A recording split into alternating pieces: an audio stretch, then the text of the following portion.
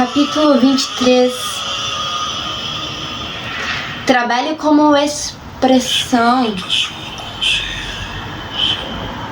não sobrevivência.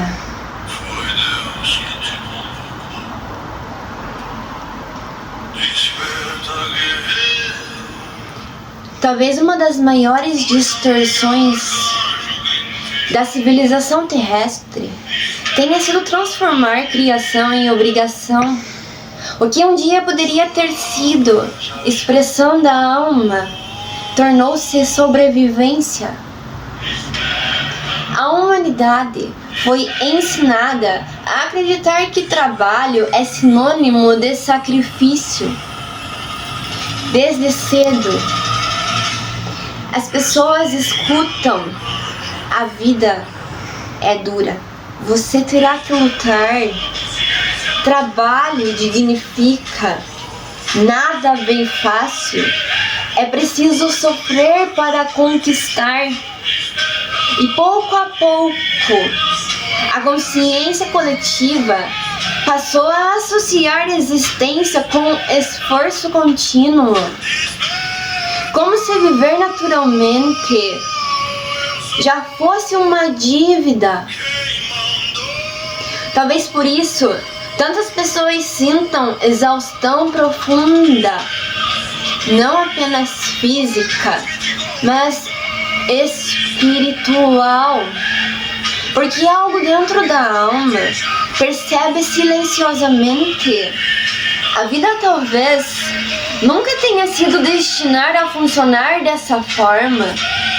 O trabalho na Terra moderna frequentemente tornou-se repetição mecânica, perda de tempo vital, troca de existência por sobrevivência, aprisionamento emocional, desconexão da essência e submissão ao medo da falta.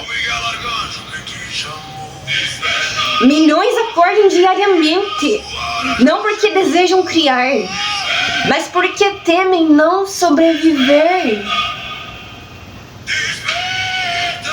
E quando uma civilização inteira vive assim, o trabalho deixa de ser expressão, torna-se castigo psicológico coletivo.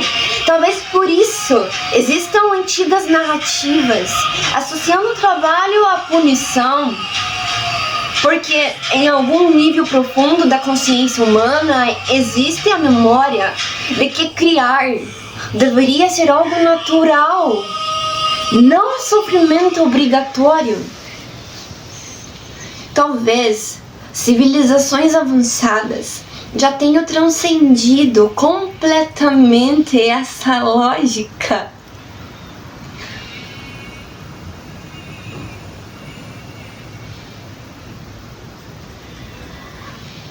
Nelas, ninguém trabalha para merecer existir, porque a existência em si já é reconhecida como sagrada.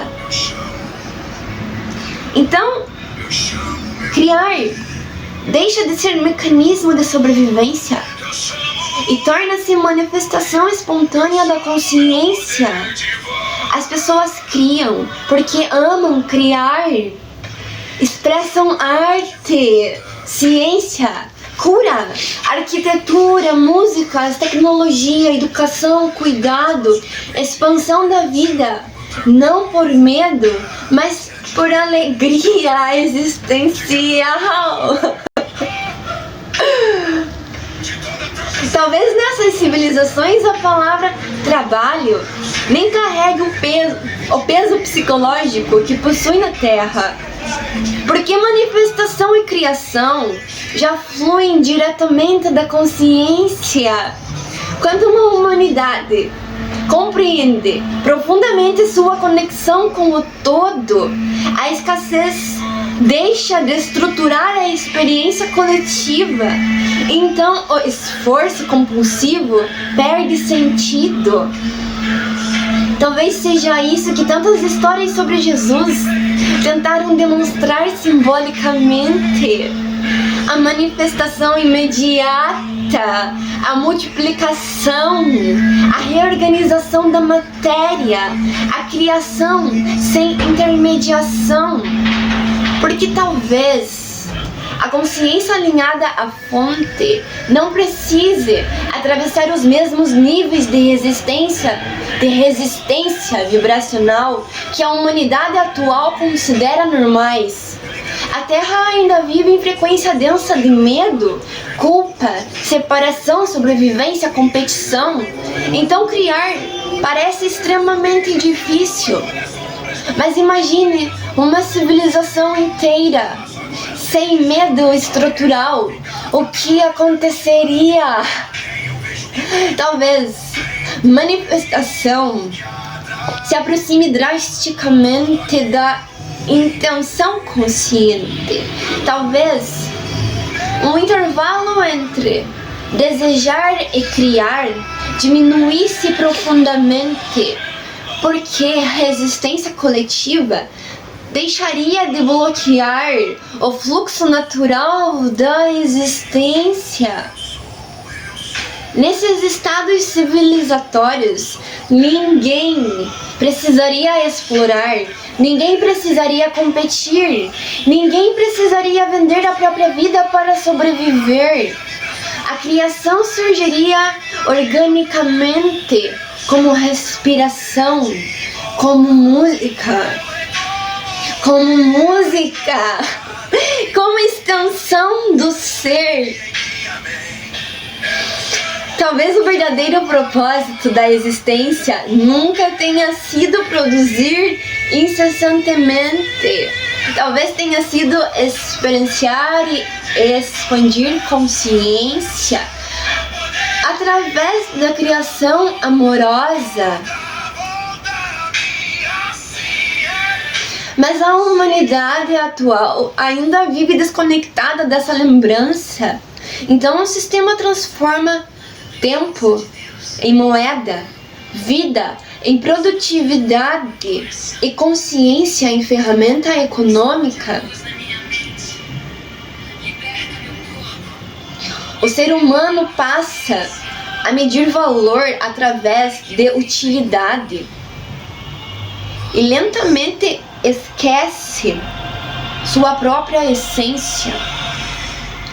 Talvez por isso tantas pessoas sintam vazio, mesmo após sucesso profissional, porque a alma não deseja apenas ocupação, deseja expressão, deseja alinhamento, deseja sentir que aquilo que cria está conectado ao fluxo vivo da existência. Talvez em civilizações avançadas, ninguém pergunte qual profissão você exerce, mas qual frequência sua consciência veio expandir. Porque toda a criação seria compreendida como manifestação única da fonte através de cada ser. O artista, o curador, o cientista, o cuidador, o construtor, o educador, a dançarina. Nenhum seria superior ao outro. Todos seriam expressões diferentes do mesmo campo criador. E talvez esse seja um dos maiores saltos quânticos, um dos maiores saltos que aguardam a humanidade. Transformar trabalho em arte da existência, não como atividade baseada em medo, mas criação baseada em consciência. Talvez então a vida finalmente deixe de parecer punição e volte a ser aquilo que sempre poderia ter sido: uma dança consciente entre criação e amor. Sei que para muitas consciências, ler estas palavras desperta imediatamente a sensação de utopia. E talvez seja importante compreender o significado disso. A palavra utopia costuma ser usada para descrever algo considerado impossível, idealizado demais ou inalcançável para a realidade humana atual. Mas quase toda grande expansão da consciência coletiva da humanidade um dia também foi vista como impossível. O fim da escravidão parecia utopia. A ideia de igualdade parecia utopia. A própria noção de amor universal ainda parece utopia para muitos.